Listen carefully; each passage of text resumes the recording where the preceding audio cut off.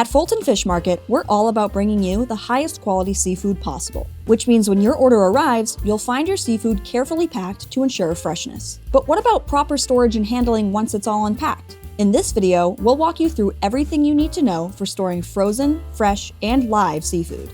Let's start with live shellfish, like mussels, oysters, and clams. There's two approaches here. You can place a strainer over a bowl, put your shellfish in the strainer, and then cover that with a damp towel to keep the moisture in, and go right into the fridge. Or you can take a large bowl, fill it with ice, take a smaller bowl, put it inside of that bowl, and then add your shellfish, a damp towel, and go right into the fridge. What you never want to do is store your shellfish directly on ice or in water, because fresh water can actually kill them. Your clams, mussels, or oysters should be closed completely and the shells intact.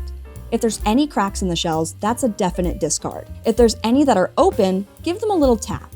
If they're alive and just breathing a bit, they'll close back up on their own. But if you tap them and they stay open, sadly, they've died and need to be discarded. If they're good to go, you can proceed to purging your clams, removing the beards from your mussels, or opening up those delicious oysters. So what about frozen seafood? We offer a large variety of seafood that arrives frozen and ready to be stored in your freezer. Make sure your freezer is below 0 degrees Fahrenheit and you can store your seafood right in its original packaging. Keep your seafood frozen until you're ready to thaw and cook it. You may find seafood is good for 6 months or longer, but we recommend 3 months in a home freezer for optimal quality. Ready to thaw your seafood and get cooking? Check out our video on how to properly thaw and prepare seafood for cooking. And as always, for more recipes and fishy tales, visit fultonfishmarket.com.